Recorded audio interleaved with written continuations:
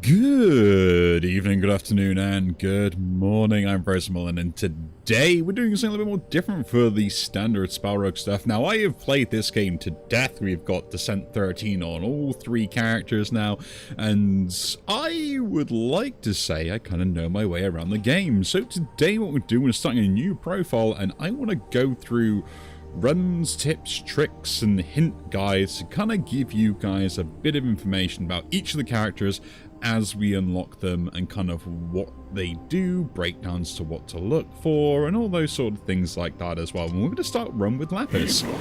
Yes, that's right. We're going to start with the guy with the rock name that is a water dude. I don't know why that works, but apparently it does. Don't think too much into it. Anyway, so Lapis starts with a Fluctuate signature spell. This has two upgrades. One is to basically give the ability to apply poison if I put a 4 into it. And we also have the re-roll into an even die value as a secondary upgrade, which can be quite useful if you've got a lot of stuff that needs evens. So just always have a think about it. As for mechanics go, for those that are either new to the channel or new to these sort of videos, basically how it works is I roll dice, I put dice into spells, and that is essentially what it is. Spells will either require a specific die or a type of die or things like that as well, where they basically have a specific. The values of X means that whatever you put in is the output of that spell, and this is a attack symbol to deal damage, and this is a defense symbol to get block. Which, yeah, and then it'll have other effects and stuff like that. We'll give it a little good breakdown. You also get to start with a artifact. At the moment, we've only got the one we've got to use, which is Start of Battle, roll a die. So we're just going to jump in and then begin. Now, I will say when it comes to all this stuff, do not be afraid to lose. It is something that will happen. You will get better over time, and practice makes perfect. Nothing is ever set in stone, and sometimes you will just have a bad start. First of all, I always like to sit here and think to myself, like, what do I want to do? Where are we going? Is there anything that kind of leads me certain ways?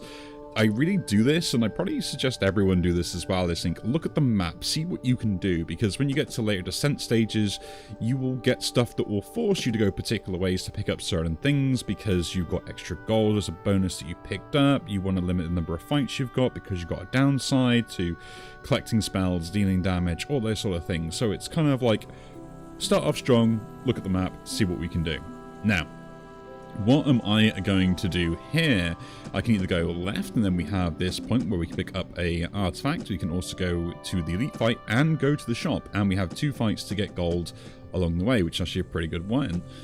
This way we get to go to essentially 2 events early, which we don't get on this one if we want to go to the artifact, and then maybe also have the option to still go for an elite fight, or we can go this way, get our event, go for the elite, and go to a shop as well. I do want this artifact. I think artifacts are pretty good. I treat them like spells, so they are kind of worthwhile picking up if you've got the option to do it, but I think in like early stages of difficulty, you probably don't need to worry about it as much. We will ignore that how to play, because I think I know how to play. He says. Anyway, so as we hear, we got my first turn dice, we got the other stuff as well. I'm going to fluctuate this stuff just to see what I can do to begin with. I'm going to put that in there because I get my defense for the 1 attack, and then we will murder the first enemy. Simple. Health is always a resource, so don't worry if you feel like I'm going to take damage, because that is absolutely fine. You know, there are ways to heal, there are ways to do other stuff, so in some cases it's probably better to kill your opponent and take a little bit of damage than sometimes to wait an extra turn and maybe still not do it. Now, with Lapis, there are many different mechanics which we can go into our codex and have a little look at, although currently we don't have many spells unlocked, but all these ones here are all spells unlocked for Lapis originally, and some of these ones we will gain access to later by unlocking stuff, and other ones we'll get in other ways. So, yeah. And as we see them, we'll kind of go through them and things like that. So, Hydra class is pretty good in the sense that it gives you some ways to get more defense. Absolution is a little bit awkward if you're rolling die. It's a little bit too expensive early, again, in my opinion. And Reality Ripple, in this particular scenario, is actually good to sell, so we might as well pick it up. doesn't do much, but I'm not really worried too much about actually doing anything. I just want to make sure I can get to that shop, and maybe we can have something going there. Main things to focus on is you want something that you can deal damage with. You also want to have something that will defend you, and then also something that allows you to probably scale power into that late game. So another 3, we get my defense there, we get to reroll that, and deal the 12 damage. Cool.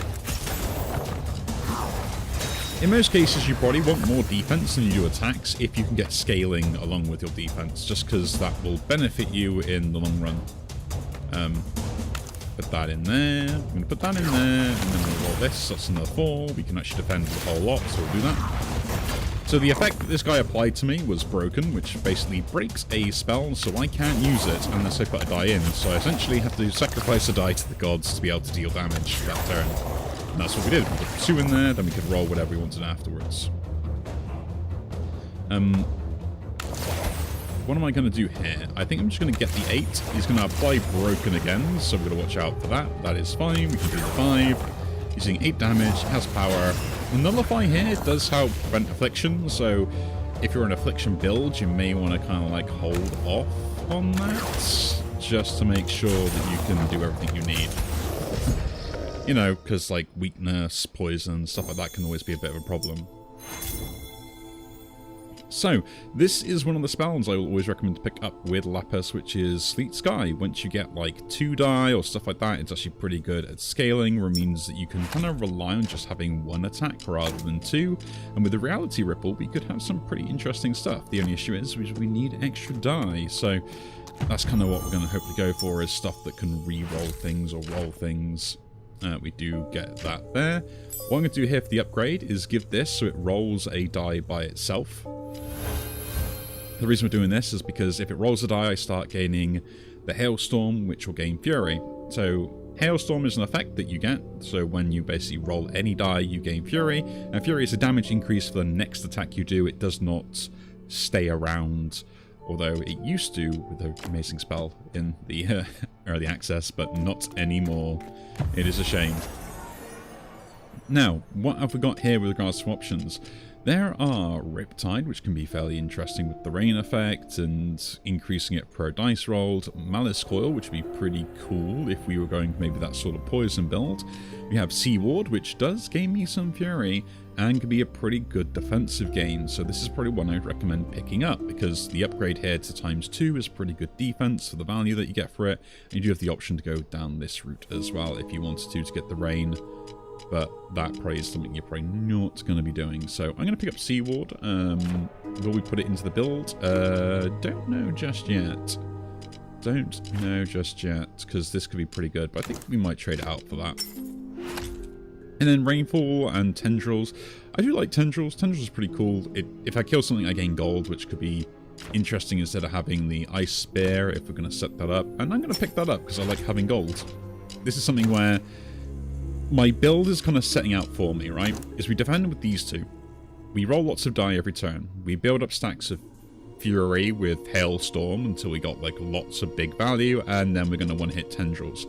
So this is normally sort of a starting basis of any build I end up going for, is something that scales, something deals damage with the scaling, and then defense spells that will help me defend or kind of do other stuff. So yeah, that's kind of like how my brain functions. Whether that is correct or not is, to me, irrelevant, because I tend to have fun with these sort of builds anyway. But it's normally how I'm getting like certain runs and why I struggle with other things as well when it comes to those runs.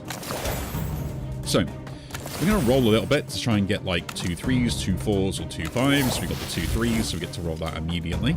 I now can gain defense if we want to, or we can just roll more, which we can do that.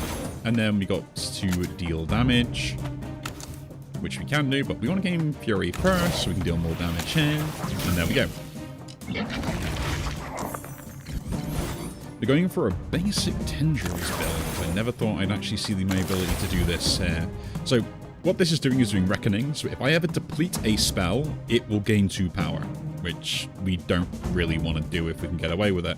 So we're going to try and avoid doing that, especially on his turn to attack. So I'm just going to get as much defense as I can, which we've got 8 defense, and then we'll deal my damage next turn because I don't have enough to trigger the tendrils as it is on a countdown effect. And this turn we can technically trigger this again if we want to, if we get the ability to do so, which we don't.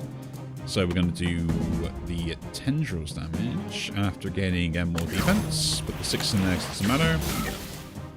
Now, something I can do, which can be interesting, is a little bit of a tip. I can always put die in these double spells. It locks in the 5, which means I can't take it out anymore, but it stays around, meaning I only need one other 5 to be able to trigger it. So if you do get like these double spell things, don't be afraid to sit there and go, I can just cast that next turn, or get it when I can actually trigger the effect. It's one of those ones where it's like, hang on a minute, I can hold on to dice without actually having to hold on to the dice type thing. So yeah, it's almost like you put it in a countdown slot before you end up doing anything else with it. Ooh. So what am I missing on this build, okay, is the next thing we end up looking at. What do I really want? What are the thought processes? How am I breaking stuff down in? With this at the moment, I'm thinking with the tendrils being the only spell I have, it is nice to get the gold and everything else as well. I would like another attack spell that either leverages the fury more efficiently, so something that hits twice, hits 3 times, hits 4 times, hits everything, those sort of spells as well. The other ones I'm looking for are going to be stuff that gives me better defense than what I currently have, maybe. So this is where late game stuff, like our higher difficulties, you may not want to be doing this sort of strategy, but with this sort of early game, I think it's absolutely fine. And I might just go with this here and take the Plagas, because again, I've used this spell before and it was actually kind of more entertaining than I thought it would be. But you probably won't put it in this build currently, just because we have Reality Ripple, which could be slightly better if I wanted it to be. No idea. I'm thinking about it. Or should I just go defense or more gold? So this is another thing that I will go with the upgrades and stuff. So Tendrils has an upgrade that gives me more damage immediately and also increases the gold value I have. This is one of those ones where it's like, I would say that both these upgrades on here are not really worth it, but if you want some more gold, you probably could finagle that one. The extra damage, I don't need it because I've got scaling on these, so it doesn't really matter as much. The next bit we have is in the Seawall, which gives me immediate defense, or I can unlock a spell slot to essentially try and get the same effect for another dice, which is kind of irrelevant, so we're going to play the more efficient play, which is upgrade the Seawall immediately, so that way I get the instant defense when I need it. Now we have every 2 attack spells cast in a turn apply 1 weak to enemies. We are not casting 2 attack spells that easily, so we're going to avoid that. Every 10th spell dealing damage, which again, we don't have that triggering that often. Then we have every 3rd turn gain a dodge. This can be pretty good to help me with defense. It's probably the best out of the 3. The other option is to re-roll and see what we get, but we'll take the Ghost Charm because, you know, again, it helps out with me doing the thing that I want to be able to do, which is not take damage early at this point. You know, and you can actually finagle these things into triggering on the first turn in certain fights. So we'll try and do that this particular fight and see how that functions. 2 6s, immediately we can trade those in, get a 4 back, so that's kind of nice. I'm going to put the 4 in the Sea Ward so we get the defense, and then we'll just roll these, stack up, gain more fury there, put the 3 in here. So all we're doing now is just basically trying to trigger the cool stuff as much as possible. A 3, a 5, and a 2. Technically that gives more armor because it's times 2 on this, and we can trigger this for 36 and almost kill that guy off. We'll probably... So this is a decision, right? Is do you just use the blasting pot, kill that swim up now, which we will do, because we might as well, and then save the damage for this one next turn, if we can kill them. Which, with the dice we have, we can actually do 21 damage, gain armor first, so we don't actually get damage from the wound die, which deals damage based upon half its value when you use it. And then, yeah. Okay, so... this is one of the ones I was kind of hinting at, looking for. There is this option here to reroll and gain defense value. The problem is like with this, I'll always say, unless you already got a lot of die, it's not very good. Or ways to kind of reduce the countdown effect to be triggered on turns when you want to use it. It's not a consistent way to trigger defense, right? The other option we have is Overchill, but I've already got other defenses that pretty much do the same thing as this. The only difference is the deplete effect is slightly different, and I can upgrade this to make it easier to cast, or cast it 3 times. I am going to go with the Tether Azure. I would like the extra effect. We can trade this out if we want to, or keep it, but it does hit everything, so this means that my Sleet Sky can be triggered every turn, and this actually allows me to hold on to dice as well, which is kind of cool. Doesn't mean we lose the ability to kind of gain gold easily, but we probably won't need to worry about that too much. Here, now, as my build is kind of set up, if I'm fishing for something, we could choose to gain the spell. I'm going to take the max life, because at this point, we might as well teach everyone to try and play safe when you're able to, because there's no need to risk stuff or get stuff. Like, yes, I technically gained the spell to gain gold and all that wonderful jazz, but do we need to risk it, folks? Do we need to risk it? Now, here, I'm actually going to be rolling the 6s, because I don't need 6s specifically to trigger stuff. So, this is one of those other plays where it's like, the maximum I need is a 5, or a 4 is better, technically. So, I'm going to hold on to those sort of die more often. Now, with this, Tether Azure has an effect where it holds die until next turn, and triggers its effect at the end of the turn, so cast this spell, and whatever value is in here, it will deal its damage. The only way it casts the spell, I believe, is if it has a dice in it. I will confirm that, though, because we might as well, experiment as we got the opportunity to. So if I can defend quite cleanly, which, I'm not sure if we can. Yeah, we can, actually. That rolls that. Let's gain more defense, because it doesn't matter.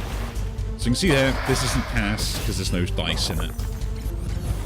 Something to kind of watch out for between those effects, because it can be a little bit awkward to kind of be like, oh, wait, I can't do that.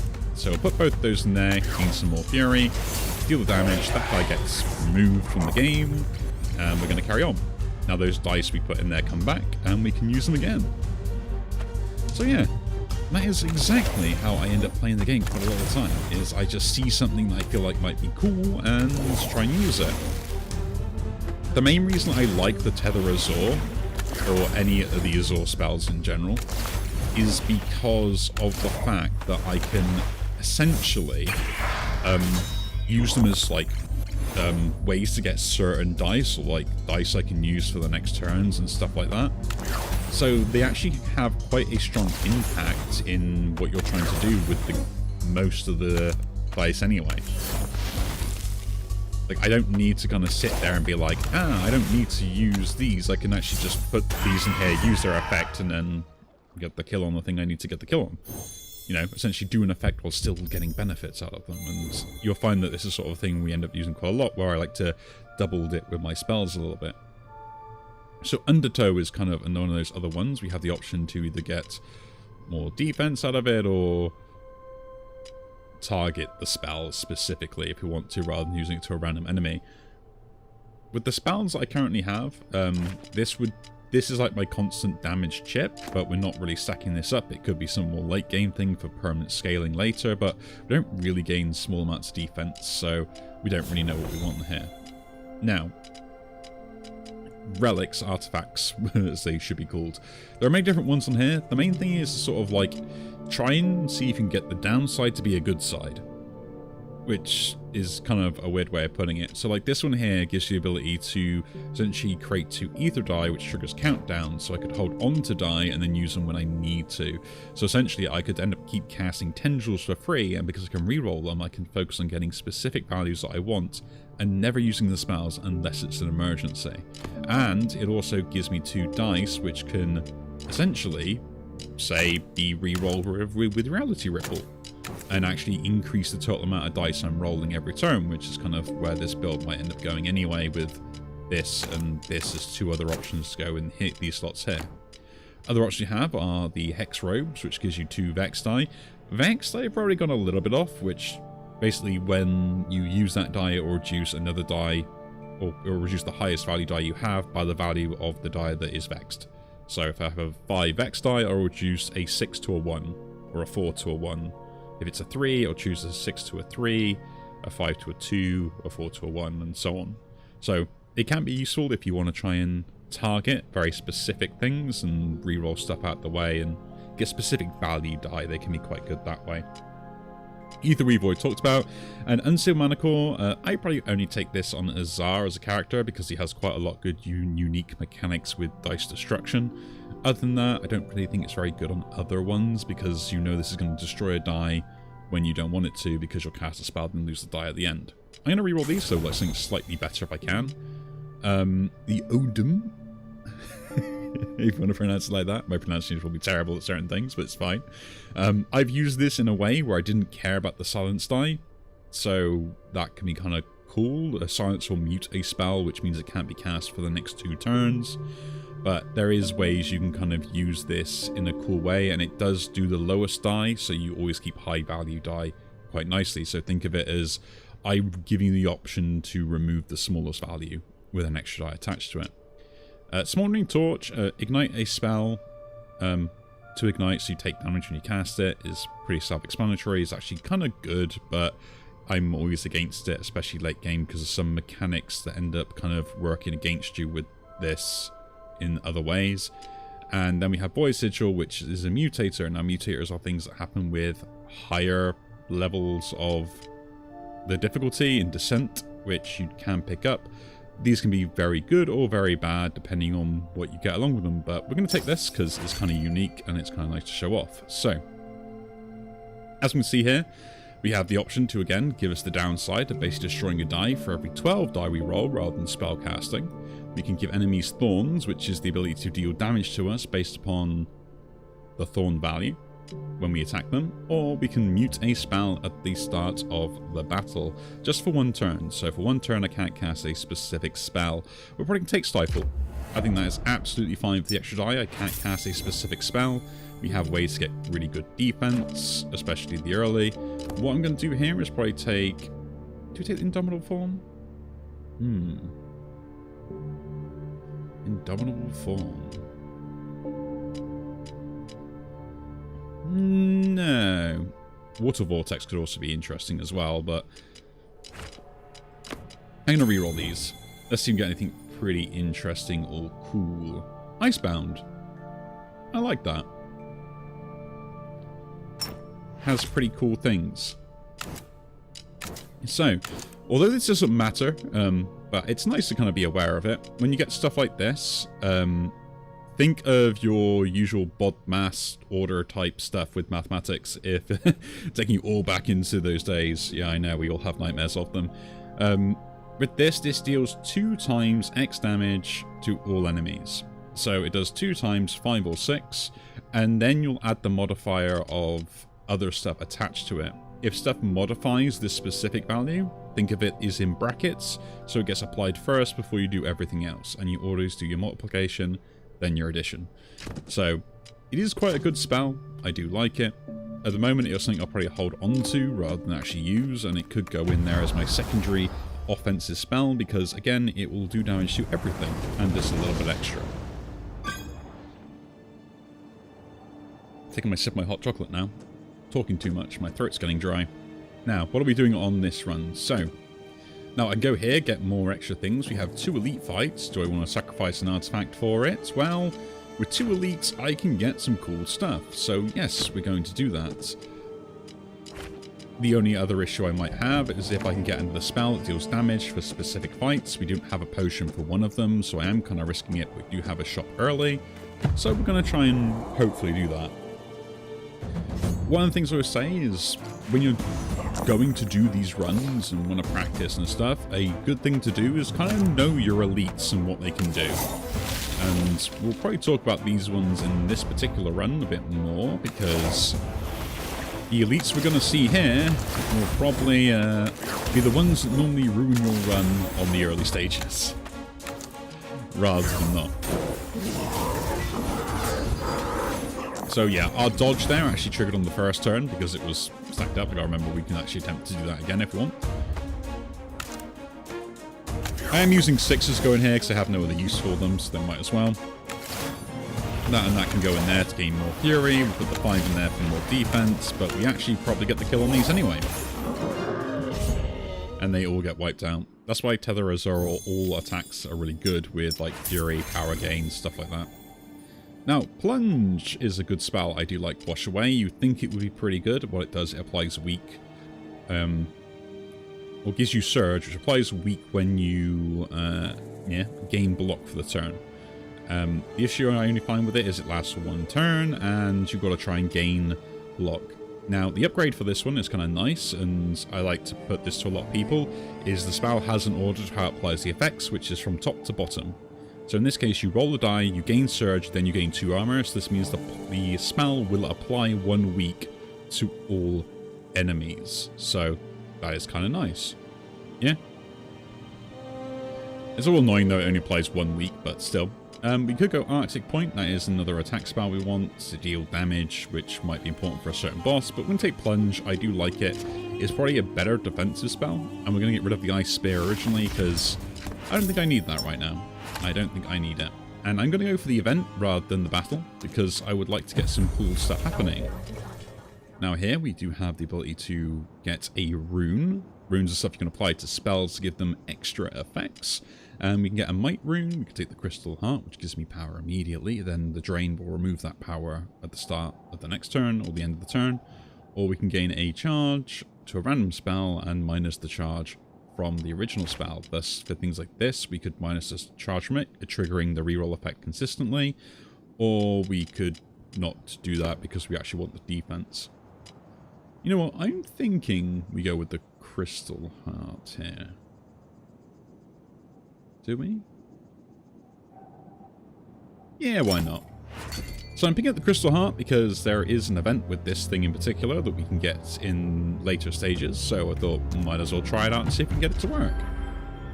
Here, I'm going to take the Max Life again because I'd rather be safe than sorry, as we're trying to play like, you know, there are some dangerous things out there. Okay, here's another thing that you can use to kind of trigger off on your Fury. Diminishing Blade is a pretty good offensive spell. It's very, very good early. The issue is it's not very consistent in long fights because you can see it will decrease its value by 2.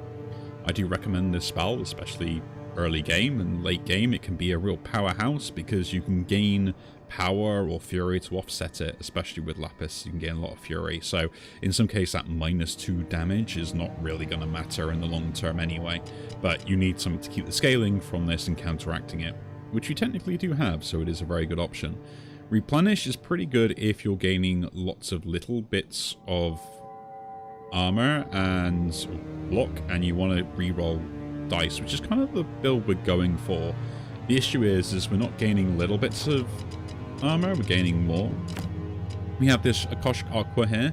I always like looking at the upgrades in the shop because I do like things like this where we can get the Fortify, which allows us to keep increasing the value of block every time I put 6s in this, or I can get 4s to roll an Icy Die, which gives me the ability to just gain half the dice value as block when I use it.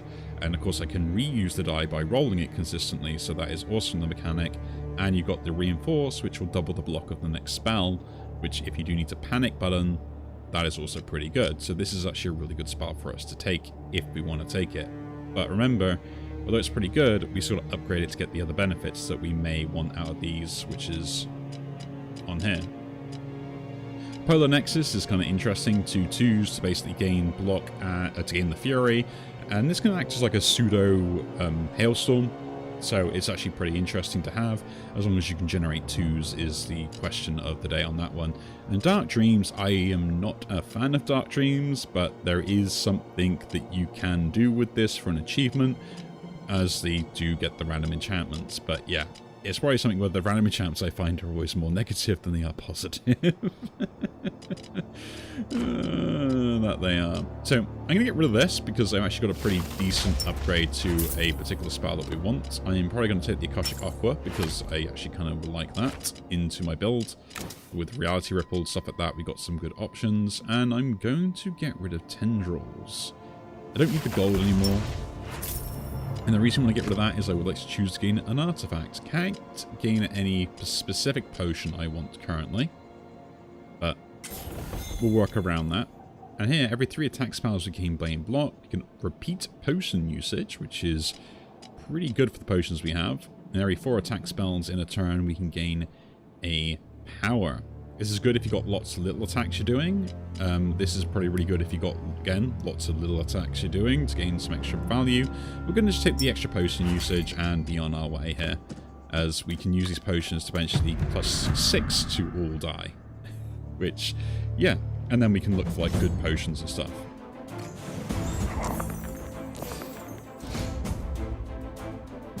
So, this is one of the fights that I was not going to be happy seeing. Now, what does this guy do? The Djinn. He basically deals damage and will do an effect on you as well, based upon whichever criteria he's doing, which is applying weakness, or I think he does something else as well. As well as the wound affliction. What's the other one? I forget. We'll find out in the fight. The other thing he does is he will summon a illusion of himself that will take 2 hits to kill, basically. And if you don't have anything that can target everything, and also to kill off the illusions, you either have enough defense to survive the hits he deals, all of them, or try and basically race him down in DPS, which we're going to try and race him down in DPS, because that is what we're going to have to do, unfortunately. We can hit everything is the only bonus that we do get, so there are ways we can kind of like almost force the game to go. And we can kind of dictate it at our own pace as well because of that. Again, I'm rolling those, so I want to get rid of them. I'm going to put that in there.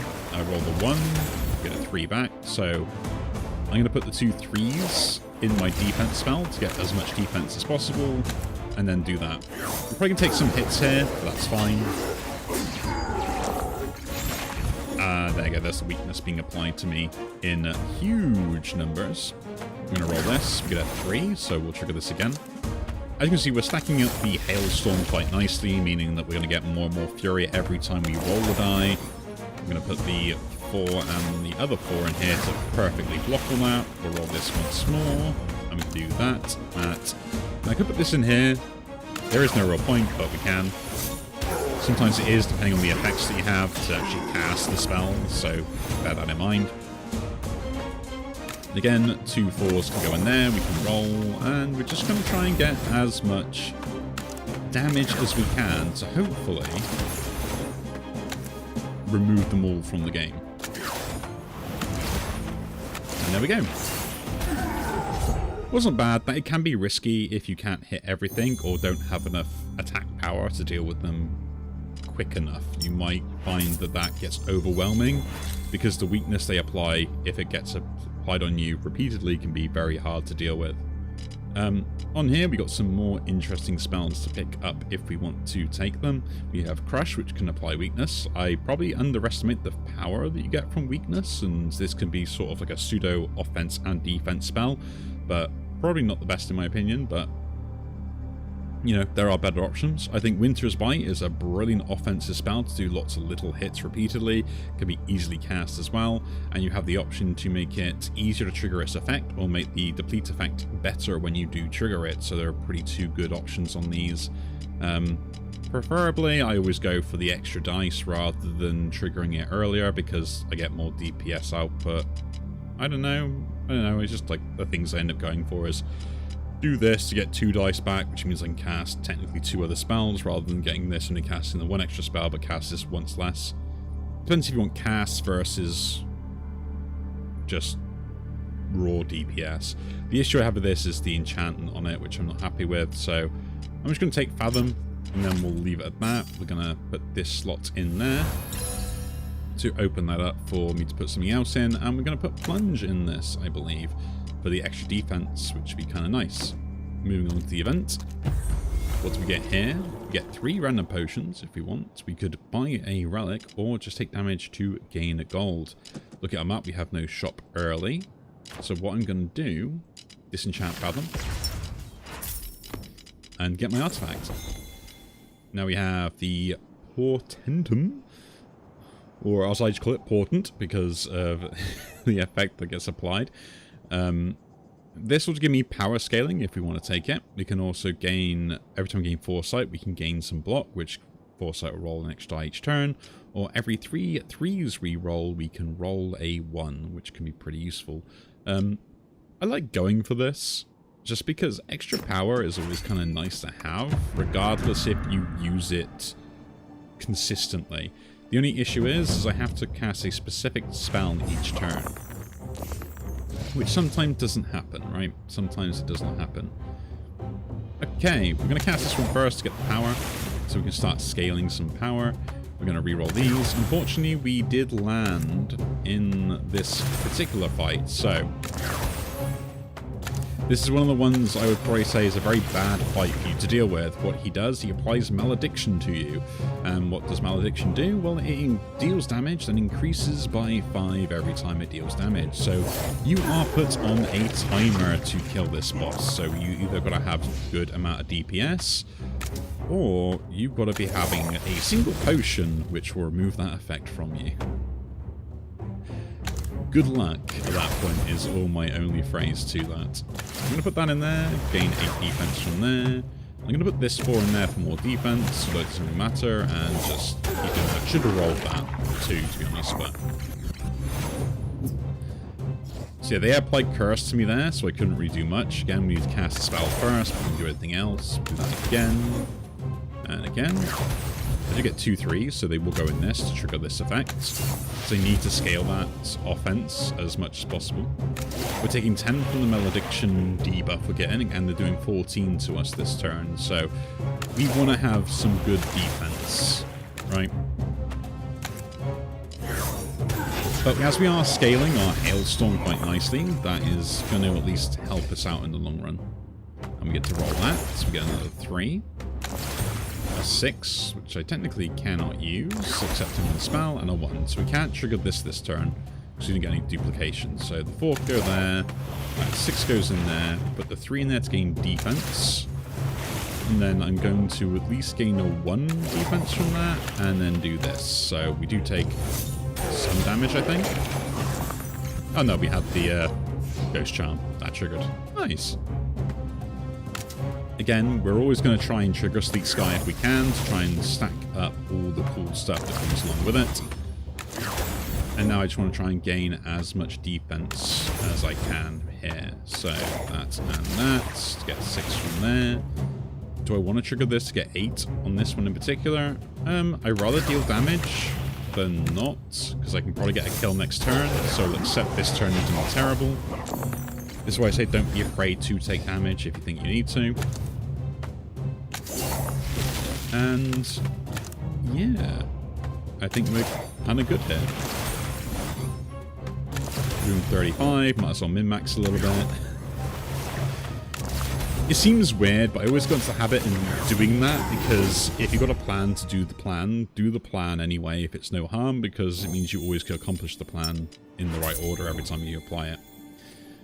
But yeah, Encase Azure is another spell I technically do like and fits my style of play that we're going for, so I'm going to take that immediately because it works wonders. Now, Aqua Fortis can come out. We can put the Encase Azure in here. Encase Azure is similar to Tether Azure, except it works for defense instead of offense. The upgrades to this can be either upgrading it to the 5 and 5 or giving extra fury instead when we do cast it. Now, with the fact that we have the Akashic Aqua, and we have these 2 in here, I'm going to trade that out currently, upgrade this to give me this bonus, and put that in there. So we can essentially start stacking the Fortify as well as the Hailstorm, essentially. So my defense can be slightly stronger. Here, we might as well heal before the boss fight, because we have no other forms of healing, and jump in. Now, Scarab Boss. This is probably one of the worst ones for new people to wrap your head around. So if you see it and you don't really understand what it's doing, do not worry, that is absolutely fine. How this boss works, it basically has two phases. The first phase, it applies a buff to itself, which will give it bonuses or debuff you when you do a specific action, like gain defense or cast a specific spell. So in this case, casting a defense spell will cause this effect to trigger. As we're not going to try and do that, so we're going to roll this first. I'll roll the other two now. Okay, 2 3s, let's trigger. Now, I have to defend anyway. When I defend, watch what happens. He's now gained a barrier and gained some defense, which is what this does. Okay, I still haven't defended fully, so I should defend again if I can, but we'll do it this way to keep that around. Do that in there. We're going to roll to gain Fury, and then put this in there. With the Tethering Zoran Caesar on Lapis, I like them because of the fact that it gives me more dice to do more things next turn, which is pretty cool. Now, this turn, what he's doing is when I use a utility spell, he applies anti-magic, which will reduce a spell by 1. Oh, sorry, reduce a dice by 1. So, you don't really want to be allowing him to do that many times, if you can get away with it. So, yeah, I'm still going to trigger this, because I gain power, and I also gain the other thing. We get 2 6s, so I will cast this now, as we do gain this, which makes this and this slightly better every time we do cast it. Technically, we're pretty, we're actually blocked, so that's not bad. I will trade the 1 out instead, though, and put the 2 and the 3 in there. Again, we got 2 6s again, so here the option is, do I want to trigger this or this? But we've got 2 3s as well, so we'll trigger nicely Sky again. Then we'll trigger this for the bonus to get more block consistently later on. Put that in there, because that is beneficial. Roll this die to see what else we can get. And also trigger the Hailstorm stuff. Okay, so we didn't actually get anything decent from there. Now, I will attack, because I think it's still worth it, even though that they're going to gain the power from me doing so. And this is pretty much what you do with the game consistently, is just try and get the stuff to happen in a cool way. I'm going to roll this one, get a 6, thank you very much. So we're still gaining a good amount of fortify for all of our defensive needs. We can put that in there, that in there. We can trigger this and this for damage. It does get a good amount of defense, but more about that later. So now, he's applied 2 debuffs to me that turn, which is Daze, so I do less damage, and I take more damage with the marks. These can be applied to them as well, but that's what he's done to me there. You know, rude much. Again, we're going to still try and keep stacking up all of our cool things, and just see what we can get. The good news is, with like the defense spells that I generate and stuff, technically, I should be okay for most of the defense things and stuff like that, right? There shouldn't be too much of an issue, and we can still deal damage and chip away at this particular boss fight. The potions we could use, but I don't need to use them yet, so I'm not gonna force it. Okay, he's going for the defense mode, so we'll double check that first to see what he's doing, so we can know what to play around if we want to. Here, I'm going to take the opportunity to get an icy die. Why are we getting an icy die? Because this will also give me ways to gain defense in a cool way, but I guess the 6 ruined that now. Thanks, game.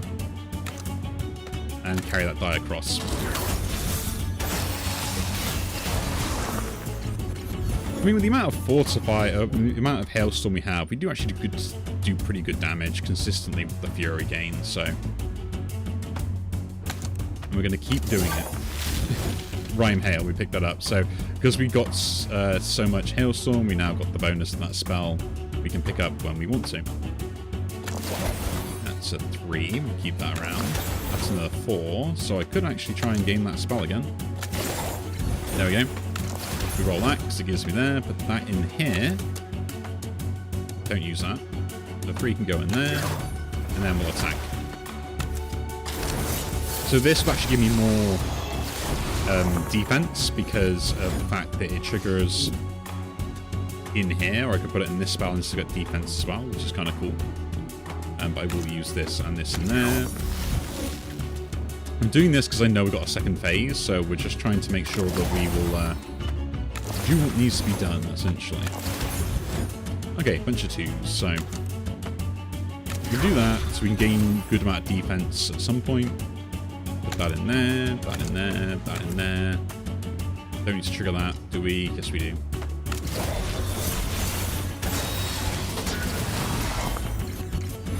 And remember, when this does go through the rebirth effect, it is stunned at the end of it, so you don't need to kind of worry about defending when you do. It's just something to kind of be mindful of that does happen that way. I think this is probably the most new kind of like boss that most new players will probably struggle with, because of it's a lot of prep work to manage the different modes on it and also go through all the phases in the right manner. Not saying it's hard or difficult, just more the fact that it can be very punishing. And I've had fights where, like, I was never winning this because I just don't do enough damage or don't outpace it quick enough. So yeah, don't be afraid if you kind of come into this fight and it just runs you over immediately. So you can see here we're having a great time with our builds. That's a great 5 to go in there. That's another great 4. That's a 6 I can't use, so that's that and that for defense. You almost one-shot him in the second phase.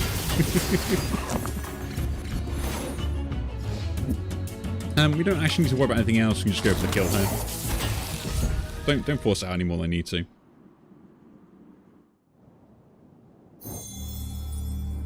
But yeah. Other tips and tricks I like showing off, which I must show off with the boss fight, is that I used it in the last one. You don't need to accept any of these. You can go back and make your selection and choice based upon which artifacts you get. So always bear in mind that you don't need to kind of accept any of these rewards, and you can skip them entirely. You don't need to pick stuff up.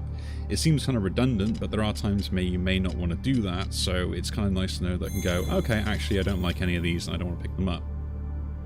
Now, we are a very defense-heavy build.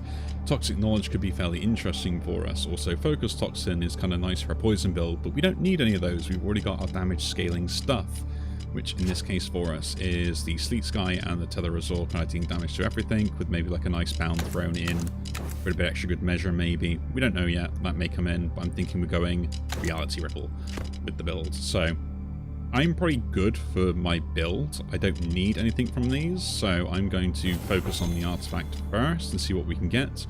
We could get an extra die every even turn, which could be cool. We could get an extra die permanently, but give everything +1 power, which we can kind of counter with our build in a way, because we can gain the Fortify, which is kind of another way to get around that.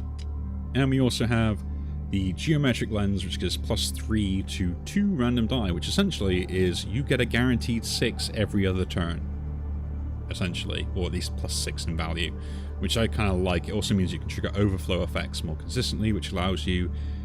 An overflow effect is when a dice becomes a higher value than 6, so it generates a second dice to accommodate for that increase in value. But the overflow will basically randomize the 2 values of die. Always remember that. There are ways that that doesn't work, and it's a really weird way to try to figure it out, but there are ones that don't trigger that way and other ones that do, and we'll come across them and I will point them out when I remember to. When I remember to. So I'm going to re-roll these because I want to see get something pretty good or pretty interesting. Ooh. Okay. So this is something where I think this is sort of a... more of just like, okay, I need to apply some critical thinking in what I'm trying to do, right? Now, every turn, I am guaranteed to hold 3 die, because I can use Encase Azure and Tether Azure. So I can hold up to 3 die every turn, meaning that this downside on the -1 die roll each turn isn't that bad except for the first turn. But we also counteract that with Tidal Talisman for that first turn. So there's an effect that we're doing a positive and negative thing, we can kind of counter each other out.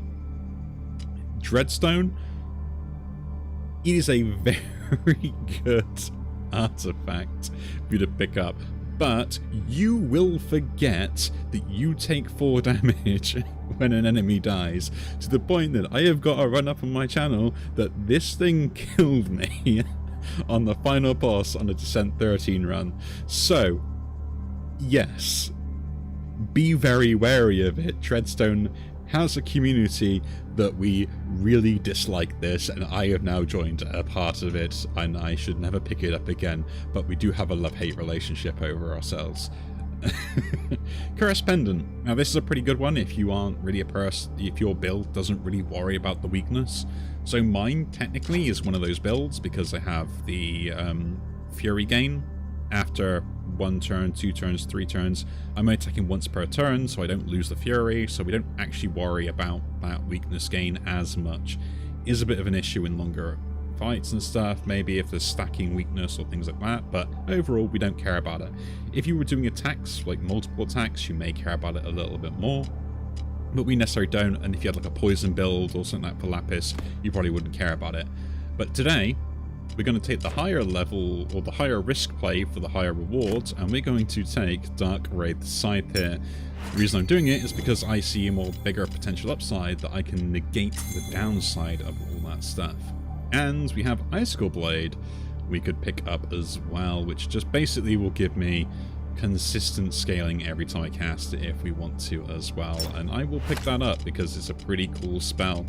Icicle Blade itself is a spell that scales in the fight, which means that you could just play this and play nothing else when it comes to like the Sleep Sky Tether Resort combo.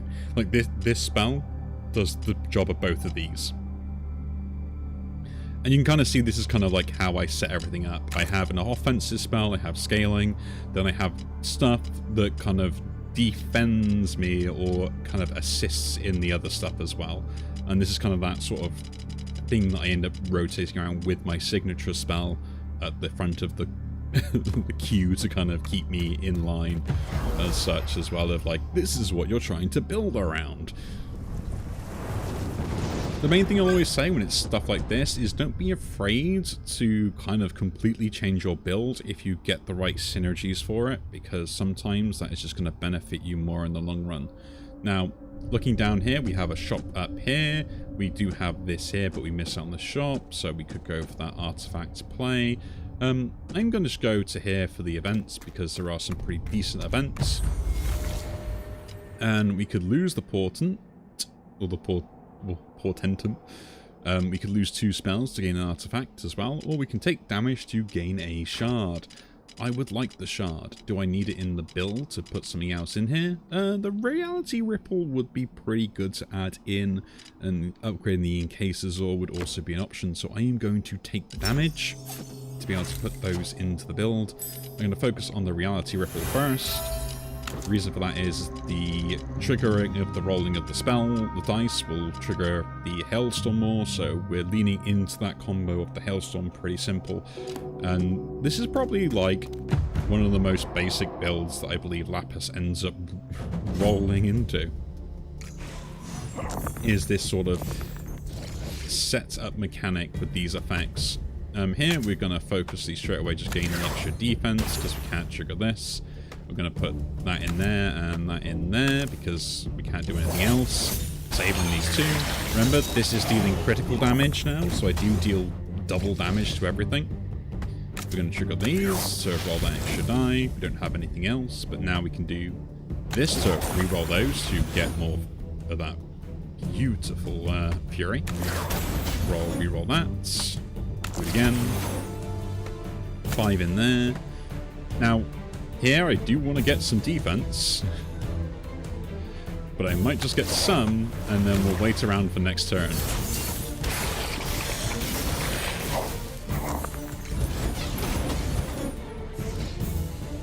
So, what are we doing here?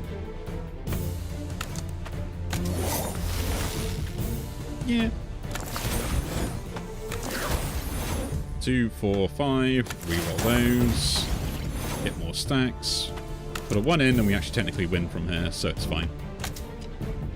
So here we had one where we just outscale our opponents. That is a dangerous fight because the pillar at the back will actually keep scaling the weakness and the sap, so you will get outscaled late game. Brine Bubble is worth selling, but do we have a shop? We do have a shop both ways, so we can do that. And as we kind of have the option, I think we'll probably take the ritual and explain what those are as well. Rituals are really interesting. They can also fill in for very specific types of play. Ooh. That did not land in the right way I wanted to. Could have done that one first, but we didn't. So we're going to trigger this to get this going. We have the 6 to go in there. I'm going to roll that. We've got 2 4s. Then I'm going to do this because we can roll that die. Re-roll it for more defense. And you can go in there and I can hold on to you. And then we'll just let the 6 to get them removed. Okay, so I'm going to deal a lot of damage, just so we're aware of that. And I need to make sure that I don't hurt myself when I do. So that is something to watch out for. This guy's applied a debuff to me, which is this Sanguine, which will basically give a siphon die, which means that he heals based upon putting a dice in those specific places. We can do this to reroll those, gain Fury as well. We've got another 6, which you can't really use. The 5 can go in here. I'm going to use this now. Just so I can hopefully get other dice other than this 6. This 6 can go in there though. And then I do have 2 4s. They can go in there and there. Another 4 back. Nice. This 4 goes in here. That 4 goes in there, and I can't put that 5 anywhere. So yeah, the Ghost Charm actually saved me a bit there. And now we get to do this all over again. 6 gain power. 2 4s technically can go in here. We do have to use the, as I say would like, Siphon I don't really care about, but I will put it in here to reroll both of those 2. Reroll the... It's like reroll the 6 if I can. Give that to gain defense, then deal some damage. Okay, I'm going to do this now to trigger this so I can gain 2 sets of lifesteal. Let's just reroll these immediately. 2 4s. Another 4. Another 4. Put 1 4 in here. Another 4. Keep 1 4 in there for defense, and do that there. So I fully heal, I take damage, and then we can do that again, so you have lifesteal again once more. It's not bad. It is not bad. Again, we reroll both all those. A 5 and a 5 into there. It does heal off that, but that's absolutely fine. 1, 3, that's 5, that's pretty good, that's another 3. I don't need to do anything else with regards to defense, so we can actually just go full attack. And there's a kill. An apple a day, win a battle, 25 more health than you started with. I don't even have this achievement on my main, like... We just did it here now, that's kind of really frustrating. Anyway. Any of these spells we're not really a fan of, but because we can get rid of some of these other ones, we can actually gain gold, so it is worth us doing. We'll take the Rainfall because it is worth more value with the rune in it, but we don't really care about it. I am going to upgrade this particular dice now. Actually, no. Yes. No. Yes. To hold more dice in it, so the Reality Ripple gets more value. And then we'll go into the Ritual to see what we can get. Now, would you look at that? We can go full into True North and gain more of the Fury gain if we want to, which is actually pretty good. We can also do this, which allows me every second turn to double, or basically, increase the value of a status effect I apply by 2, which technically is better for my build because of the way it functions. And we then have Manifold, which basically increases the X die value effects by 2. So this is where our bod mass would actually matter in our math ordering. So stuff like this, and this, and this. The X value gets applied first before the multiplication. So if I put a 4 in here with the manifold, it becomes 8, then 16. Nice to have the math done, isn't it? So yeah, and the same for this one as well with the Icebound. That's also another way. We don't really need to worry about any of these though. I think we just go for the Elemental Overdrive. It's more consistent in gaining us Fury, and we can target this spell, Seek Sky, or we can target this one as well for the defense gain, or just anything in general with the status effect being applied. We'll then go to the shop and see what we can get from there. We have Blizzard, which is another option to gain that. We have the Tidal Hallberg, which in my opinion is slightly better than Akashic Aqua in other builds. I say in other builds overall because of the fact that you can sometimes force a 1 with an effect called Curse and apply that to yourself, which means you can guarantee a 1 every single turn, and all you got to do is roll a 6. For my build, I can't really guarantee the 1, but you always get that value every time you cast it, rather than this one I have to put 2 6s in. And I don't get the variability of being able to roll, say, like 2 4s to get an icy die or gain the other one as well, but this is a pretty good one. Strange Presence early game is brilliant. It gives you the Vex die that you want to probably generate things like the 1s and stuff, so this is where we could pivot if we wanted to. It does require a 2, but there are ways to kind of force that to happen as well, so yeah, it's kind of interesting. For us though, we are going to take an artifact again. We get -1 to a countdown. We can halve the value, or gain half our life if we're, heal 12 for less than half health, or Dark Heart. We're taking Dark Heart. Now we have marked and critical, so this person is going to take a lot of damage every single turn if they get the marked applied to them. And then we're also going to pick up this potion here. We're going to use it immediately to gain 5 HP, and we're going to be on our way to the event. Now, here is the event why I picked up Crystal Heart. So, what we got here is the Crystal Golem. You came across a towering crystalline figure, its fractured body dimly glowing with an inner light. The hollow cavity in its chest pulses faintly, as if waiting for something to fill it. The being stands motionless, but an oppressive weight of its presence presses against your mind. Fragments of its jagged form litter the ground, and whispers echo in the distance, urging you to act. Pretty cool. So we can either gain a mutator, which in this case is fatigued, so during the 6th turn we cannot gain any block, and we can gain a shard, which is not bad, but I'm not a fan of not gaining block on a specific turn. That could turn into a nightmare. We can take damage to gain the Crystal Golem, so essentially giving it our life force to power it, or we can give it the Crystal Heart and do the same thing. I am going to do this, because that seems kind of cool. And it kind of flows into the build that we're doing anyway. So we lose the Crystal Heart, it is alive, use the heart to power up the Crystal Golem, which is kind of nice as part of the whole combo. I kind of wish that the Crystal Golem had 2 different modes based upon if you used the heart or not. So it did like its end of turn damage equal to the number of dice rolled this turn. It only did it to the enemies if you gave it the heart, but to everyone if you gave it your life force type thing, you know? Just a small little kind of thing to think about. We got a bad roll to start with. 2 6s going in the defense to get as much as possible. We're going to then roll 2 3s to put those in there. Get a 4 back. We're going to put the 4 in the case of Zor, and we'll put 2 in here, and then we'll just leave it there. We take a bit of damage, but it's fine.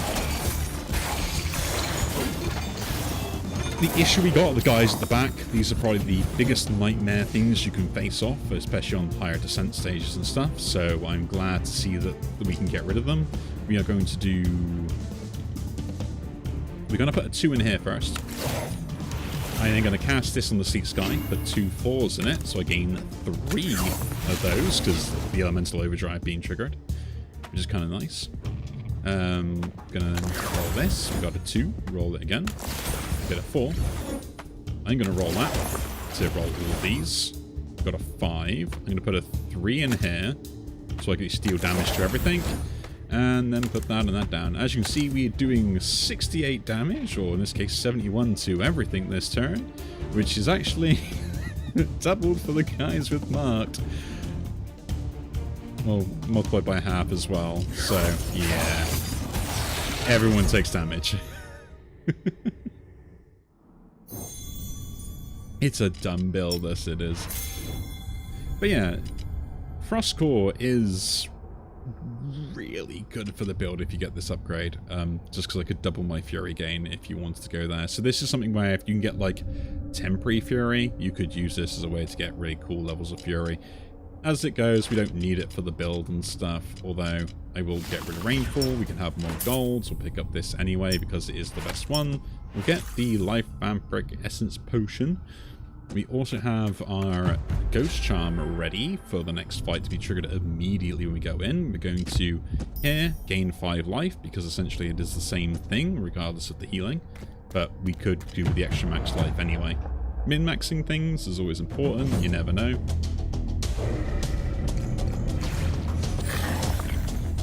Ooh, my attack got stopped at the beginning of the turn. That sounds delightful. If we want to trigger this, we can do. Don't think we need to, in my opinion. I would like to trigger this, though, to get the skies going straight away. I'm going to re-roll all those die, because I feel like it's a good idea. We've got a 2, that's a 5, that can go in there. Roll this one as well, we get a 3, that 3 can go in there, then we'll put the 2 in here. And we don't fully block, but that's because the Crystal Golem is doing bad things to us. But it's also doing bad things to them, so it's not as bad as it could be. So again, we're going to cast this on here. We're going to get our Sleek Sky going with 2 5s. We now have 2 4s, so we technically can do this and this to gain an Icy die. Immediately put that in there. Roll that, so we get a 2, which I don't really care about. A 1, which I don't care about. And a 6, which I can't use anything for. So, yeah, that went really well. And we're just going to lose that die. So this boss that we're facing here, Umbraxus, essentially what his entire mechanic is all about is he has 2 hands that basically they apply predict, they deal damage, they do support stuff for him, which will basically have a level of health to them. And when they get destroyed, they will come back the next turn at the beginning of it with more health, and they'll just keep increasing. They do give power to Umbraxus, so he does scale up, and he keeps doing things like weakness and stuff like that as well. So, yeah, it's something to where you kind of want to outscale him as much as possible. The prophecy that he applies basically will always keep increasing, and the more it increases, the more max health the things have, and the more power they have as well, and they keep reapplying the power every turn as well. So that's also something to watch out for also. But yeah, other than that, it's a pretty interesting fight. I'm not going to say it isn't. You just kind of got to really watch out for what you're trying to do, and, you know, not to be scared. We're going to put this in there, because I think that's a good idea. I'm going to roll all of those to gain Fury as well, might as well. Put the 5 in there, the 3 can go in here, that 4 can go in there to give me some more defense, and put that one in there as well. And then we wipe everything on the face of the throne. This will probably be the last turn that we do, so we're going to cast that on there, put the 2 5s immediately in its place to gain those. We're going to apply the Vampiric Essence to myself, to then, use that on the seaboard to get as much as we can from the Fury. Let's do a Reality Ripple on all those die to get more Fury out of that. Roll a 6. Roll the 5. That's a delightful. Roll that 1. And we're going to do a lot of damage and heal up to full. Let's min-max a little bit more. And there we go. And Devastator deal 200 damage in a single hit. And we got to kill Umbraxus, Worm's Doom. Winner from Lapis. They're all going off now. That was a pretty good run, especially on the early ones. And we get all the artifacts and stuff being unlocked as we speak as well. Look at them go, look at all that. And we've unlocked, yeah, all the cool stuff. So we've got new character for Hazel Trout next time, and all sorts. So showing the summary of this also overall. This is the build we came up with. So yeah, the main thing I would say for a lot of these builds and stuff like that, when you are thinking, what do I need, what it's going for, I'm always in the mindset of you need to have good defense, something that scales, and something that deals damage.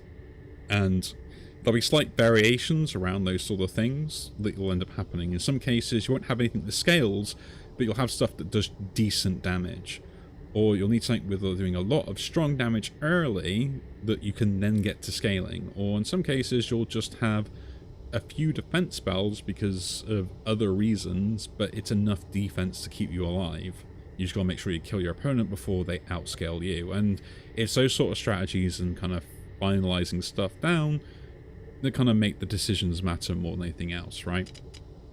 Overall, I mean, that's kind of like an intro. Actually, here, we'll claim that. An intro into SpellRogue and doing that first run overall. Look at all the cool stuff that we've got. And we've got that second spell set. And Hazel. Unlock descent stages. So, yeah. I can help you. We could try those out as well. But yeah, that's kind of like what you're doing with Azar when you first start off. It's just go into the first run, see what you can do, try and break the game as much as possible, and learning the spells and stuff that you can do. I always think it's worthwhile if you're unsure of what spells you need to pick up and stuff. Have a look in the spell book. They do show them. You can figure out which ones you're going for. I always sort by the rarity, because you'll know that you always get the rare ones when you defeat bosses, so you know which ones you can kind of aim for to target those. And if you see them earlier on, you can pick them up so they don't show up in the boss pool if you got them in your inventory, which means you can guarantee them showing up in other places. If it's things like rare spells or normal spells, they're going to show up on repeat and fairly common. Like, you probably will guarantee you'll eventually see Sleet Sky every run. That's just how consistent it is to see it with the commons and stuff like that, although it might come later than you want it to in some cases, or you might see it straight away. And then in those sort of uncommon slots that you see these spells, you may or may not see these spells that much overall, but there are some unique ones in there that can be fairly good for a run, but I wouldn't rely on them overall. Most of your runs are going to be focused around having sort of a good common spell setup for what you're trying to do, with then like one very good or a couple of good rare spells to go alongside them as support or offense or things like that as well. And that's the main thing, is thinking about what spells do I want that are going to deal the most damage for me for the build I'm having, and where does the synergy come in? How do I multiply the value I get from all these spells to min-max as much as possible in the run? Sometimes it'll work, sometimes it won't, but I always feel like combos are more fun and entertaining when you pull them off and are consistent, when you can get runs that may be consistent but just are really boring. But yeah, I thought I'd just do one of these, and I'm going to go through the characters and do them all again as sort of a first run, and then maybe sort of keep this profile for streaming only maybe, or something like that as well, and keep the other one for like just doing all the challenges and things. But yeah, I hope this is something that you guys kind of enjoy and kind of want to have a look at. Don't worry, we'll still have all the normal SpellRogue stuff. I'm trying to complete some special challenges, which we did in this run as well today, unfortunately, so I've got to try and do that on my main if I can. But again, if you do enjoy these videos and would like to see more, subscribe, leave a like, and I'll see you all in the next one. Take care.